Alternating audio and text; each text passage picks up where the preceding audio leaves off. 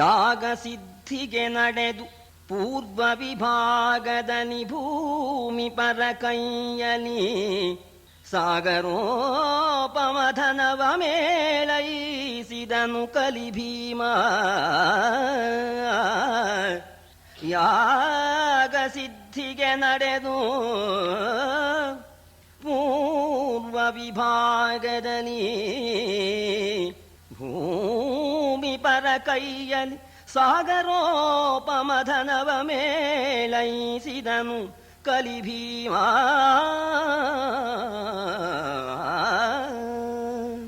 ಉತ್ತರ ದಿಕ್ಕಿಗೆ ಹೋದ ಅರ್ಜುನ ಅಲ್ಲಿರ್ತಕ್ಕಂಥ ಸಮಸ್ತ ರಾಜರನ್ನು ಗೆದ್ದು ಕಪ್ಪ ಕಾಣಿಕೆಯನ್ನು ತೆಗೆದುಕೊಂಡು ಬರ್ತಾನೆ. ಪೂರ್ವ ದಿಕ್ಕಿಗೆ ಹೋಗಿರ್ತಕ್ಕಂಥ ಭೀಮಸೇನ ತನ್ನ ಪರಾಕ್ರಮದಿಂದ ಅಲ್ಲಿ ರಾಜರುಗಳನ್ನೆಲ್ಲ ಗೆದ್ದು ಕಪ್ಪ ಕಾಣಿಕೆ ತರ್ತಾನೆ.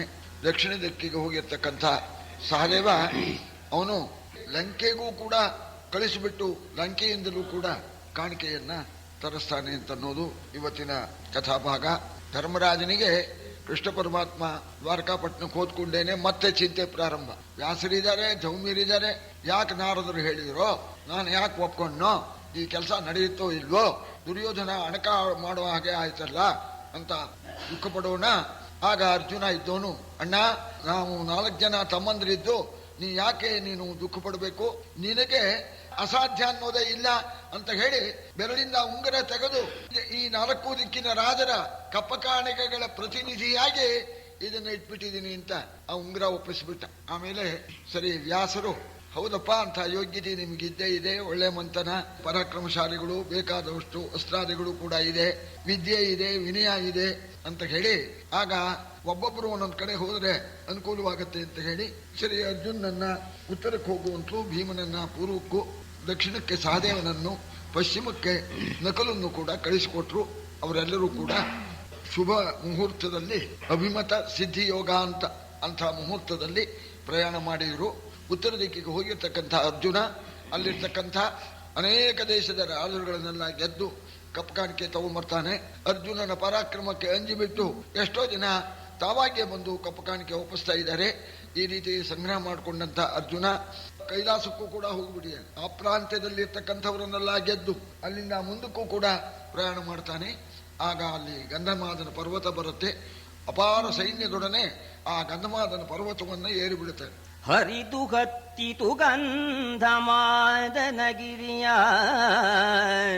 ಸುತ್ತನ ಯಕ್ಷ ವಿದ್ಯಾಧರರಂಜಿಸಿ ಕೊಂಡನು ಅಲ್ಲಿಯ ಸಾರ ವಸ್ತುಗಳ.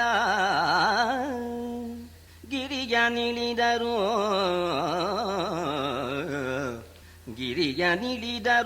ಜಂಬುನೇರಿಲ ಮರನ ಕಂಡರು.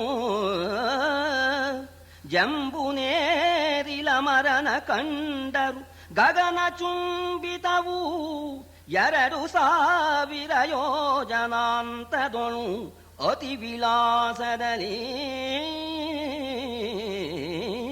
ಗಂಧಮಾದನ ಪರ್ವತ ಸಾಮಾನ್ಯರಿಗೆ ಹೋಗೋದಕ್ಕೆ ಸಾಧ್ಯ ಇಲ್ಲ. ಅರ್ಜುನನ ಸೈನ್ಯ ಆ ಗಂಧಮಾದನ ಬೆಟ್ಟವನ್ನು ಹತ್ತಿಬಿಡ್ತಂತೆ. ಹತ್ತು ಬೆಟ್ಟ ಅಲ್ಲೆಲ್ಲ ಓಡಾಡ್ಬಿಟ್ಟಿದ್ದಾರೆ. ಓಡಾಡಿ ಅಲ್ಲಿಂದ ಕೆಳಗೆ ಇಳೀತಾ ಇದ್ದಾರೆ.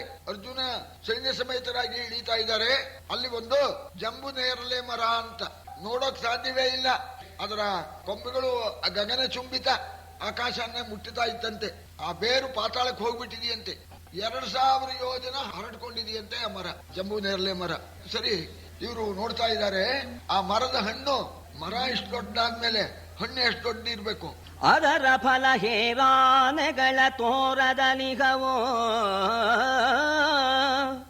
ಅದರ ಫಲ ಹೇರಾನೆಗಳ ತೋರದಲಿಗವು.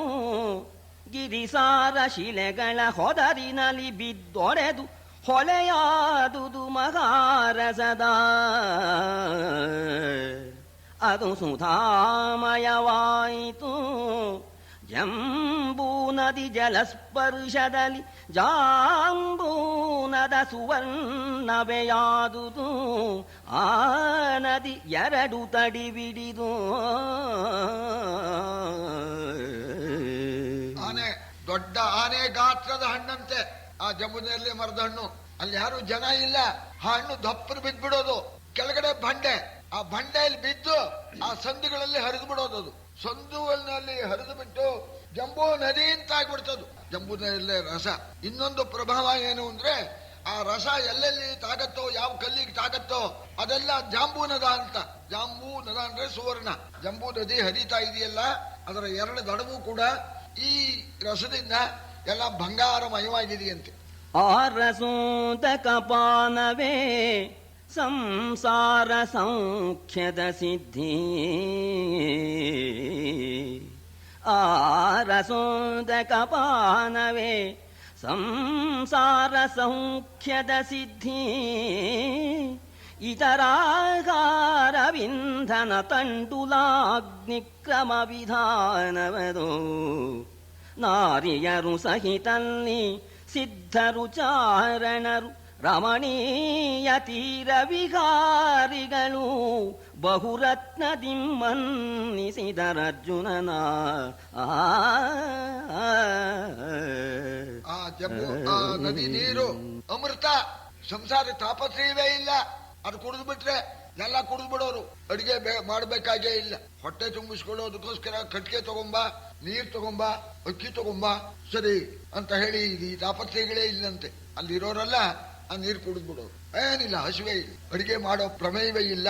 ಅಲ್ಲಿರ್ತಕ್ಕಂಥವರು ಅರ್ಜುನನ ಈ ಪ್ರತಾಪವನ್ನು ನೋಡಿ ಗಂಧರ್ವರು, ಸಿದ್ಧರು ಮೊದಲಾಗಿರ್ತಕ್ಕಂಥವರು ಬಂದು ಅರ್ಜುನಿಗೆ ಇರಾಸುಯಾಗಕ್ಕೋಸ್ಕರ ಕಾಣಿಕೆಯನ್ನ ಒಪ್ಪಿಸಿದ್ದಾರೆ. ಅರಸು ಮೋಹರ ಹತ್ತಿತೋ ಆಗಿರಿ 2,000 ಗಲವು. ಅದರಲ್ಲಿ ತುರುಗಿ ಬಿಟ್ಟಿತು ಸೇನೆ, ಸೂಳೈಸಿದವು ನಿಸ್ಸಾಳ. ಬಿರಿದುದಾಗಿರಿ ಕೆಳಗನುತ್ತರ ಕುರುಗಳದೆ ಜರ್ಜರಿತವಾಯಿತು ಅಬ್ಬರಕ್ಕೆ. ಬಡಗನ ಕಡಲು ಕದಡಿತು ತಳದ ತಾಯಿ ಮಳಲ. ಹೋಗ್ಬಿಟ್ಟ ಕೊನೆಯವರಿಗೆ, ಉತ್ತರ ಸಮುದ್ರದವರೆಗೆ ಹೋಗ್ಬಿಟ್ಟಿದ್ದಾನೆ. ಅಲ್ಲೊಂದು ಗುಡ್ಡ, ಅದಕ್ಕೆ ಉತ್ತರ ಪರ್ವತ ಅಂತ ಹೆಸರು. ಹತ್ರ ಇದನ್ನ ಹತ್ತಿ ಕೆಳಗಡೆ ಇಳಿದ್ಬಿಡೋಣ, ಆ ಉತ್ತರ ಪ್ರದೇಶಕ್ಕೆ ಹೋಗಿ ಮುಚ್ಚಿಗೆ ಹಾಕೋಣ ಅಂತ ಅರ್ಜುನ ಅಪ್ಪಣೆ ಮಾಡಿದ್ದಾನೆ. 2,000 ಯೋಜನೆ ವಿಸ್ತಾರವಂತೆ ಆ ಗುಡ್ಡ. ಅಲ್ಲಿ ಹೋಗಿ ಬೀಡ್ಬಿಟ್ಟು ಈ ಸೈನ್ಯ ಏನು ನಾನಾ ವಿಧವಾಗಿರ್ತಕ್ಕಂಥ ವಾದ್ಯಗಳನ್ನ ಹೊಡೀರೋ ಅಂತ ಅನ್ನೋಣ ಬಾರಿಸ್ತಾ ಇದ್ದಾರಂತೆ. ಆ ವಾದ್ಯ ಧ್ವನಿಯಿಂದ ಆ ಗುಡ್ಡ ಬಿರಿದು ಹೋಗ್ಬಿಡ್ತಂತೆ. ಆ ಗುಡ್ಡದ ಪಕ್ಕದಲ್ಲಿ ಇರ್ತಕ್ಕಂಥ ಉತ್ತರ ಸಮುದ್ರ ಕದಡಿ ಹೋಗ್ಬಿಡ್ತಂತೆ. ಕದಡಿ ಹೋಗಿ ಸ್ಥಳದಲ್ಲಿರ್ತಕ್ಕಂಥ ಮಳನ್ನೆಲ್ಲ ಮೇಲಕ್ಕೆ ಎಸ್ತು ಬಿಡ್ತಂತೆ. ಸರಿ, ಇಂಥ ಗಲಾಟೆ ಈ ಸೈನ್ಯದ ಕೋಲಾಹಲ ಕೇಳಿದ್ರಂತೆ ಆ ಗುಡ್ಡದ ಕೆಳಗಿರ್ತಕ್ಕಂಥ ಉತ್ತರ ಕುರು ದೇಶದವರು, ಓಹೋ ಅರ್ಜುನ ಬಂದ್ಬಿಟ್ಟಿದ್ದಾನೆ, ಸರಿ ಅವನು ಬಂದ್ರೆ ಸ್ವಲ್ಪ ತಾಪತ್ರಯವೇನೆ, ಅವನಿಗೆ ಮಂತ್ರಾಸ್ತ್ರಗಳೆಲ್ಲ ಇದೆ, ಉಪಾಯ ಮಾಡಿ ಅವನನ್ನು ಬರದಾಂಗ ಮಾಡಬೇಕು ಅಂತ ಹೇಳಿ ಆಗ ಆ ಉತ್ತರ ಕುರು ದೇಶದಲ್ಲಿ ವಾಸವಾಗಿರ್ತಕ್ಕಂಥ ರಾಜಾದಿರಾಜರುಗಳು ದೂತರಿಗೆ ಹೇಳಿ ಕಳಿಸಿದ್ರಂತೆ. ಹೋಗಿ ಹೇಳಿ ಅರ್ಜುನ ಬರದಾಂಗ ಮಾಡಬೇಕು ಅಂತ ದೂತರನ್ನ ಕಳಿಸಿದ್ದಾರೆ. ಆ ದೂತರು ನೆರೆದರಂದಿಗೆ ನೃಪರು ದೂತರ ಹರಿಯ ಬಿಟ್ಟರು ಪಾರ್ಥನಿದ್ದೆಡೆಗೆ. ಅರಸ ಕೇಳವರುಗಳು ಬಂದರು ಕಂಡರರ್ಜುನನ. ಗಿರಿಯ ನಿಳಿದರು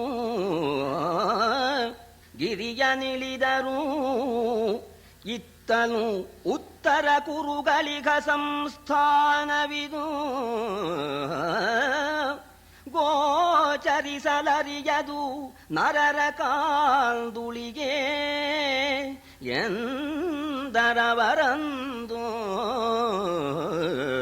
ಆ ದೂತರು ಹೋದರು, ಪಾರ್ಥನಿಗೆ ನಮಸ್ಕಾರ ಮಾಡಿದ್ರು. ಏನಪ್ಪ ಮಹಾನುಭಾವ ಬಂದಿದೆಯಲ್ಲ ಅಂತ ಕೇಳಿದ್ರು. ಆ ರಾಜರು ಕಳಿಸಿರ್ತಕ್ಕಂಥ ದೂತರು, ನಾವು ಗುಡ್ಡ ಹಿಡಿದು ಬಿಟ್ಟು ಉತ್ತರ ಕುರುದೇಶಗಳನ್ನೆಲ್ಲ ಗೆದ್ದು ಅಣ್ಣನ ರಾಜಸೂಯಕ್ಕೆ ಕಪ್ಕಾನ್ಕೆ ತಗೊಂಡು ಹೋಗ್ಬೇಕು ಅಂತ ಬಂದಿದ್ದೇವೆ ಅಂತ ಅರ್ಜುನ ಹೇಳೋಣ. ಆಗ ಅವ್ರು ಹೇಳಿದ್ರಂತೆ, ನೋಡಪ್ಪ ಈ ಗುಡ್ಡ ಏರಿದವರು ಆ ಕಡೆಗೆ ಇಳಿಬೇಕೇ ವಿನಃ ಈ ಕಡೆ ಇಳಿಯೋ ಹಾಗೆ ಇಲ್ಲ ಅಂದ್ರು ಅವರು. ಈ ಗುಡ್ಡದಿಂದ ಕೆಳಗೆ ಇಳಿಬೇಡಿ, ಮನುಷ್ಯನಾಗಿರ್ತಕ್ಕವರು ಅಲ್ಲಿಗೆ ಬರಬಾರದು. ಒಂದು ವೇಳೆ ನೀನು ಜೋರಿಂದ ಇಳಿದು ಬಂದ್ರೂ ಕೂಡ ಅಲ್ಲಿ ಯಾರು ನಿನ್ನ ಕಣ್ಣಿಗೆ ಕಾಣೋದಿಲ್ಲ ಅಂದ್ರು. ಕಣ್ಣಿಗೆ ಕಂಡ್ರೆ ತಾನೇ ನೀವು ಯುದ್ಧ ಮಾಡೋದು ಅಂತ ಈ ರೀತಿ ಉಪಾಯ ಮಾಡಿದ್ರು. ಆಗ ಅರ್ಜುನ ಅಂದ, ಇವನು ಬುದ್ಧಿವಂತ, ಆಗ್ಲಿ ಸ್ವಾಮಿ, ನಮಗೆ ಬಡಿದಾಟ ಬೇಕಾಗಿಲ್ಲ, ನಮಗೆ ಕಪ್ಪ ಕಾಣಿಕೆ ರಾಜಸೂಯ ಯಾಗಕ್ಕೆ ಬೇಕು. ಅವರೆಲ್ಲ ಸರಿ ಬಹಳ ದೊಡ್ಡವರು ಅಂತ ಹೇಳಿ ನೀವೆಲ್ಲ ಹೇಳ್ತಾ ಇದ್ದೀರಲ್ಲ, ಒಂದ್ ಕೆಲಸ ಮಾಡ್ಬಿಡಿ, ನಾವು ಇಳಿಯೋದು ಇಲ್ಲ, ನಾವು ಯುದ್ಧ ಮಾಡೋದು ಇಲ್ಲ, ನೀವೇನೆ ಆ ಕೆಲಸ ಮಾಡ್ಕೊಡಿ. ಏನು ಅಂತಂದ್ರೆ, ಮಾಡಲದು ನಮಗವರು ಬಂಧು ಶ್ರೇಣಿಗಳುಗಡ ಹೋಗಲದು ಕಟ್ಟಾಣೆ ಯಾವುದು, ನಿಮ್ಮ ದೇಶದೊಳುಳ್ಳ ವಸ್ತುಗಳ ವಾಣಿಯವ ಮಾಡದೆ ಸುಯಜ್ಞದ ಕಾಣಿಕೆಯ ನೀವುದು. ನಿಮ್ಮ ದೇಶದೊಳುಳ್ಳ ವಸ್ತುಗಳ ವಾಣಿಯವ ಮಾಡದೆ ಸುಯಜ್ಞದ ಕಾಣಿಕೆಯ ನೀವುದು. ಯುಧಿಷ್ಠಿರ ನಾಣೆ ನಿಮಗೆನೆ ತಂದು ಕೊಟ್ಟರು ಸಕಲ ವಸ್ತುಗಳ. ನಾವು ಇಳಿಯೋದು ಇಲ್ಲ, ಯುದ್ಧ ಮಾಡೋದು ಇಲ್ಲ, ಅವರೆಲ್ಲ ನಮ್ಮ ಬಂಧುಗಳು, ನಮ್ಮ ಪರವಾಗಿ ನೀವು ಒಂದು ಕೆಲಸ ಮಾಡಿಕೊಡಿ. ನಿಮ್ಮ ದೇಶದಲ್ಲಿ ಯಾವುದು ಶ್ರೇಷ್ಠವಾಗಿದೆಯೋ ಆ ಶ್ರೇಷ್ಠ ವಸ್ತುಗಳನ್ನ ನಮ್ಮ ಅಣ್ಣನ ಯಾಗಕ್ಕೋಸ್ಕರ ನೀವು ತಂದ್ಕೊಡಿ. ಮೋಸ ಗೀಸ ಮಾಡಬೇಡಿ. ಧರ್ಮರಾಜನ ಯಾಗ ಕಟ್ಟಾಣಿ ವಸ್ತುಗಳನ್ನ, ಕಟ್ಟಾಣಿ ಚೆಲುವೆ ಕಡು ಚೆಲುವೆ, ಕಟ್ಟಾಣಿ ಶ್ರೇಷ್ಠ ಅಂತ, ಆ ಶ್ರೇಷ್ಠ ವಸ್ತುಗಳನ್ನ ಎಲ್ಲ ತಂದು ಕೊಟ್ಬಿಡಿ. ಸರಿ, ಧರ್ಮರಾಜನ ಯಾಗಕ್ಕೆ ನೋಣ ಆಗಬಹುದು. ಸದ್ಯ ಅವರಿಗೆ ಈ ಯುದ್ಧ ತಪ್ಪಲ್ಲ ಅಂತ ಅವರಿಗೂ ಸಂತೋಷ. ಅರ್ಜುನಿಗೂ ತಂಟೆನೇ ಇಲ್ಲ, ಅಲ್ಲಿ ಬರಬಾರ್ದಂತ ಯಾವ ಬೇಡ ಬೇಡ, ಅಲ್ಲಿರೋ ವಸ್ತು ಬಂದು ಸಾಕು ಅಂತ ಅರ್ಜುನಿಗೂ. ದೂತರೇ ಹೋಗಿ ಅರ್ಜುನ ಬರೋದಿಲ್ಲ, ಶ್ರೇಷ್ಠವಾದ ವಸ್ತುಗಳನ್ನೆಲ್ಲ ಕಾಣಿಕೆ ಕೊಡಬೇಕಂತೆ ಅಂತ ನೋಡ ಉತ್ತರ ಕುರುದೇಶದ ರಾಜರೆಲ್ಲರೂ ಕೂಡ ತಮ್ಮ ತಮ್ಮಲ್ಲಿರ್ತಕ್ಕಂತಹ ಶ್ರೇಷ್ಠವಾದ ವಸ್ತುಗಳನ್ನೆಲ್ಲ ದೂತರ ಮೂಲಕ ಕಳಿಸಿಕೊಟ್ಟಿದ್ದಾರೆ. ಅರ್ಜುನ ಅದನ್ನೆಲ್ಲ ತೆಗೆದುಕೊಂಡು ಆ ಉತ್ತರ ದಿಗ್ವಿಜಯ ಮಾಡಿಕೊಂಡು ಬರ್ತಾ ಇದ್ದಾನೆ. ಕಳುಹಿ ಕಳೆದನು ಹಿಂದೆ ಕೂಡಿದ ಬಲವನು ಕಳುಹಿ ಕಳೆದನು. ಅವರೆಲ್ಲ ಯಾಗ ಸ್ಥಳಕ್ಕೆ ಬಗನೆ ಮದನಿ ಹರಿದುದು ನಿಜ ಪುರಂಗಳಿಗೆ. ನೆಲನನಗಲದ ವಸ್ತುವಿದನು ಎಂತಳವಡಿಸಿದನೋ, ನೆಲನನಗಲದ ವಸ್ತುವಿದನು ಎಂತಳವಡಿಸಿದನೋ. ಶಿವಾಯನುತ ಸುರರುಲಿಯೇ ಹೊಕ್ಕನು ಪಾರ್ಥನು ಇಂದ್ರಪ್ರಸ್ಥಪುರವರವ.